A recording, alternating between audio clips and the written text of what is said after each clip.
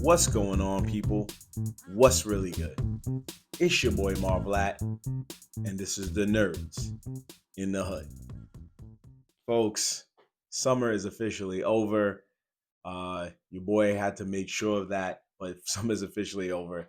And I did my due diligence and ended out summer the way I've been doing the whole summer, and that is using my AMC A-list rewards, Stubs rewards to go see me some movies so I can talk about them with you good people here in the hood, y'all fellow nerds, you know what I'm saying? So it goes without saying that this is one of the last editions for the summer of the Movie Pass Movement. That's right. Y'all new to this? Long story short, got the AMC rewards, A-list rewards, Stubs joint. I use it to see 4 movies a week. Don't really see all 4, but knowing that the availability is there is a blessing in disguise. See 4 movies a week for the price of 1 movie ticket. So I can see up to basically 16 films for the price of 1 movie ticket. That is a beautiful thing. So one of the last few films of the summer that I saw, I've been finishing out pretty strong for the most part. So Caught Stealing, you can see that on my page. I reviewed it. So the Demon Slayer movie, you can see that on my page. I reviewed it. And now I am doing The Long Walk. Not A Long Walk, that beautiful Jill Scott record. Not The Long Walk, I think, that had Mandy Moore in it back in the day. No, we're talking about The Long Walk. This was based on a Stephen King novel that was written way back in 1979, right? So it's kind of crazy that they chose to make this into a film more than 40 years after it came out. That to me is very interesting. And it made me more intrigued to want to see it because I felt like, yo, why would they go out of their way to do something like that? What would make them go out of their way to do something like that? So now I want to know why. But now that it's here, that's one of those unsolved mysteries you kind of got to let go. But this movie came out last weekend. Did a pretty good job. Let me see what the budget was looking like. I don't usually normally do budgets on here. That's more of my other podcast. Welcome to my hood films. Shout out to my boy Uni. But it looks like so far it's on track to make at least over his budget. Movie budget was 20 million, and now worldwide it's made 25 mil, over 25 mil. So keeps going the way it's going. It has a strong chance of usurping and getting their money back and then some, maybe. Anyway, we're not here to talk finance, right? We are here to talk about The Long Walk. Now, what's interesting is that this is a book adaptation. No matter how long ago the book came out, it is still a book adaptation. But I can say to you with honesty and clarity after looking it up for a little while, it's based on the book. It still follows much of what the book talked about, but it tweaked a lot of things. So, long story short, let's just go over the plot.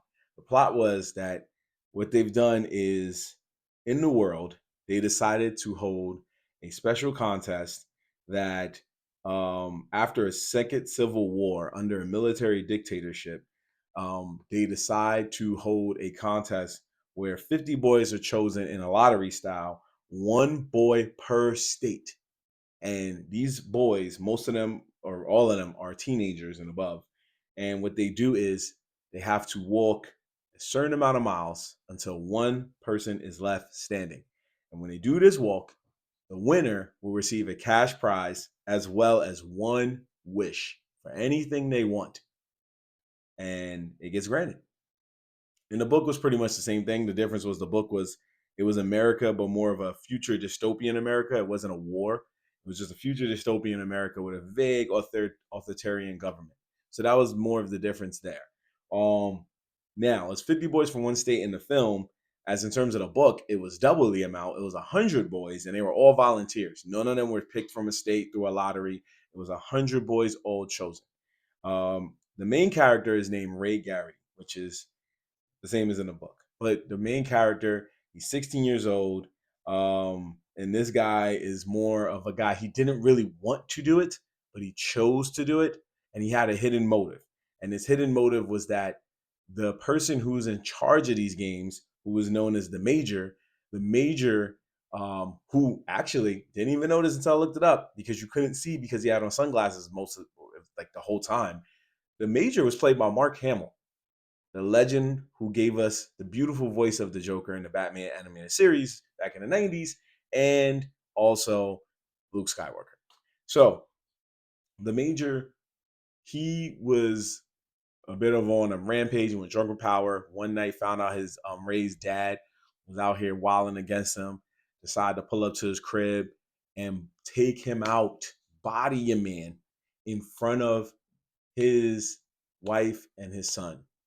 Ray's dad was popped in front of him and his mom's. So basically, Ray's whole desire was to go, unbeknownst to the Major, do the walk, finish the walk, come in first, and his wish was to ask for a gun to then take out the Major, thus ending all of this altogether.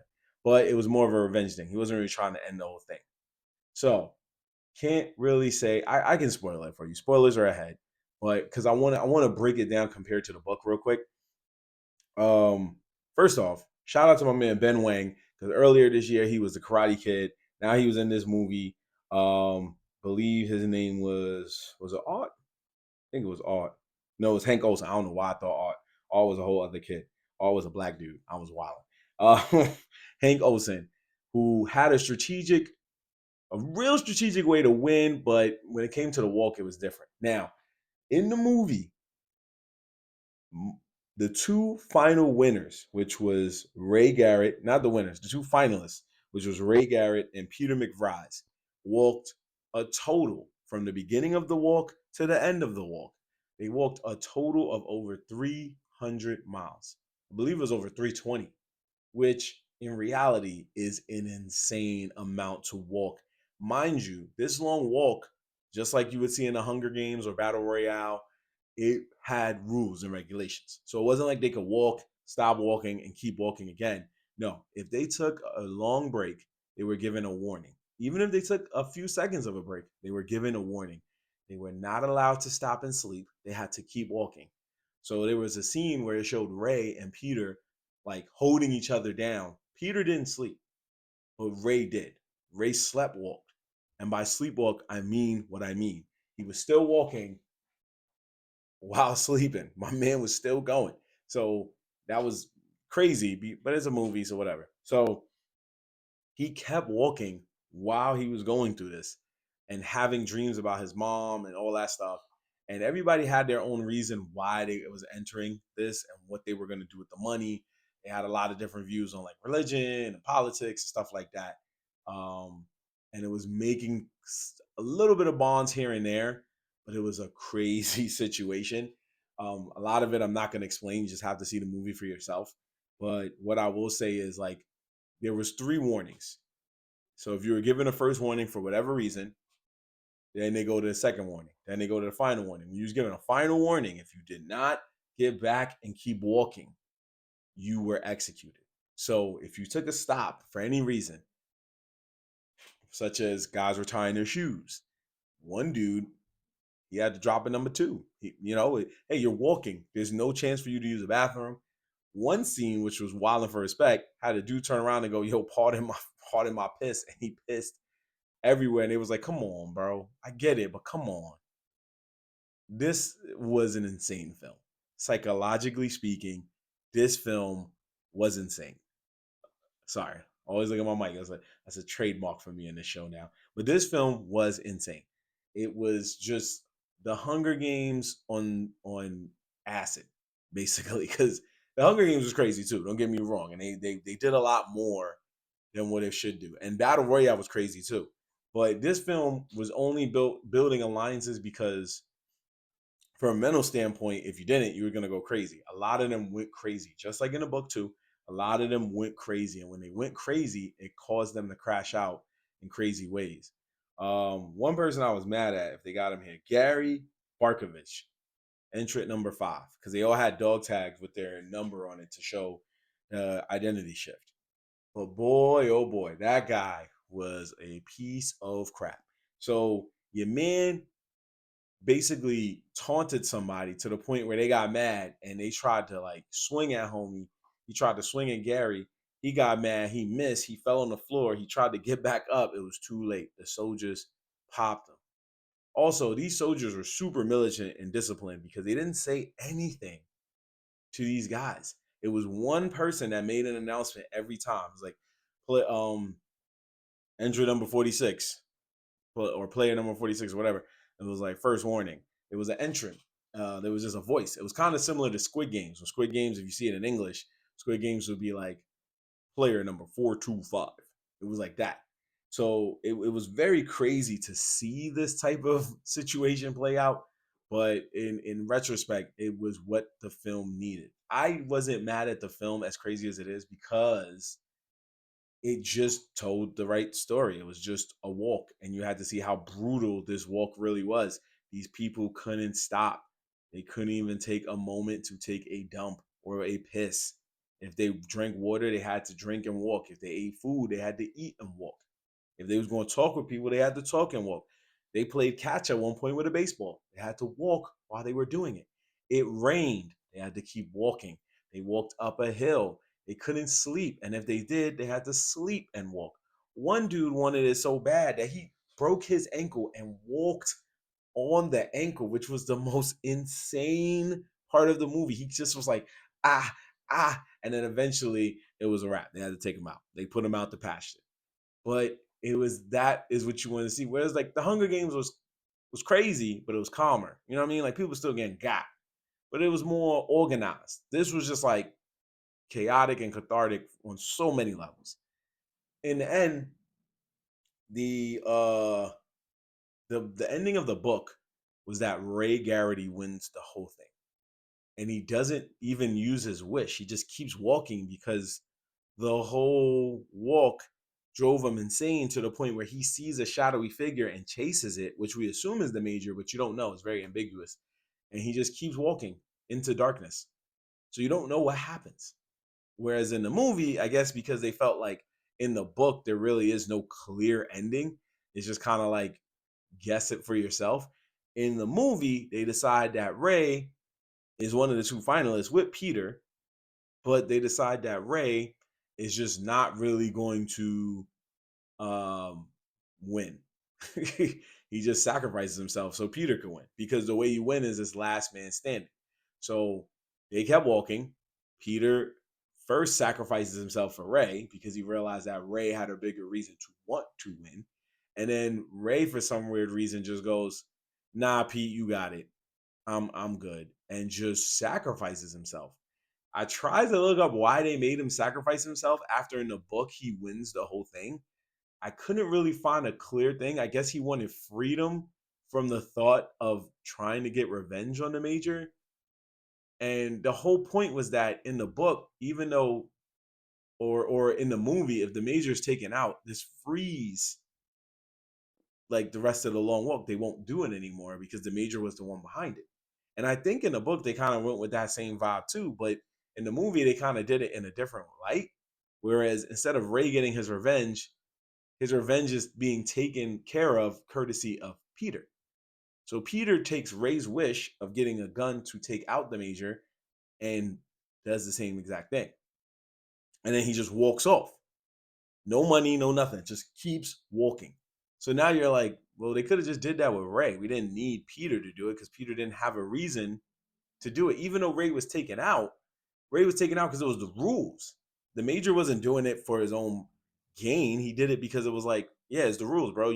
You decided to take a knee and take the L. So, all right, may God have mercy on your soul. So now you're like, what? Why didn't they just? I don't. That part now, looking at the fact that the book had a different ending, got me. It made me feel like, man, it could have been better. But I get it. They wanted a more clear cut ending because there was no need for a sequel. Because the book, I don't even think has a sequel. I've tried to look it up, but I guess they wanted it where it didn't leave the audience scratching their heads, going, "Wait." Because sometimes certain movies, when they have a cliffhanger ending and there's no sequel, you're kind of just like, "What? Why did they?" I don't, like Inception. To this day, we'll never know, like even though they can confirm it, we'll still never know if the top spinning meant that he was still in that Inception world or was he finally out into the real world, right? And that didn't make the movie whack. It just meant that like you just kind of left you walking out And now it gives you that social commentary, like, where did he go? What happened? Whereas this movie was more like, I feel like they still could have followed the ending of the book and it would have been fine. It would have been fine either way. But I guess this is what they wanted, and here we are. So there was a lot of crazy moments in the movie. I'm not gonna spoil them for you, but I will say the vibes on this is good. This is a valid film. It was cool. I liked it. I felt like I would have been okay with the ending, but I probably would have also sat there and been like, the ending was the ending wasn't really predictable. Um, you know, the only thing that got me mad, which is I guess why they went the way they went, was Ray wanted to do this on act of revenge.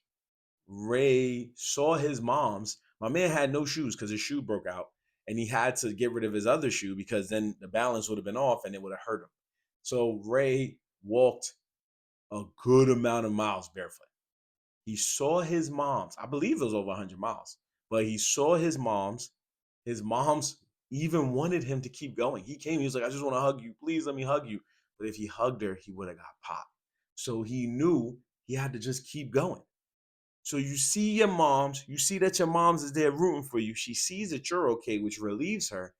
And then you get to the final two and decide to be runner up, knowing that your life is on the line. But that's what the long walk did. They built these friendships where it's like, I don't want to see you go, but I know rules is rules. You know what I'm saying? Everybody was trying to hold each other up until the end because they were thinking like maybe we can get a sudden death or a tie or something. And it was like, nah, Katz was really going through it. When Hank got taken out, when Karate Kid got taken out, it was a little sad because he was going, but his mom was already gone. His mom was gone. Some of the people asked to be taken out because their moms was already gone. He had a leg cramp.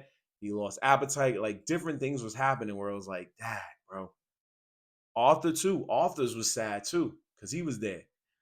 What's his name was the weirdest. Collie Parker. Collie Park, Bubba Sparks. His was the weirdest. I ain't gonna spoil it too much, but I just want to spoil this one. My man's was all right. He was doing okay. Yeah, he was mad about some things, and I get it. At a certain point, he crashes out. He steals one of the soldiers' weapons, decides to start popping people, but he only got to one soldier. Why? Because he crashed out so much that when he popped the first soldier, he was like, "Yeah, what's up?" He just started talking wild crazy, like, "What's up? I take all y'all on, f y'all, da da da." Soldiers was like, "Man, if you don't sit your," and they just let it off from the tank. The gun from the tank just said, da, da, da, da. He had enough time to exact the revenge he needed. He could have took everybody on with his one joint, but he didn't because he, again, mental. It was mental versus physical, right? So that's why I said this movie is definitely a must watch. I will say, don't I didn't let the whole fact that the ending in the book is different from the ending in the movie. I didn't let that deter me from liking this movie. It didn't kill my vibes on how I felt about this movie one bit. But I will say, I always say this to y'all people who watch my show, and I appreciate y'all. When you watch these kind of adaptations, whether it's video game, book, TV show, or video game, anime, excuse me, or cartoon. Any type of adaptations that become movies, you always got to remember to take it with a grain of salt. It's going to be loosely based, not fully based. It's not going to be word for word. It's going to be paraphrased. So you got to look at it like that. Especially when you see comic book films. You know how many people see a comic book film and go, "Oh wait, that didn't happen."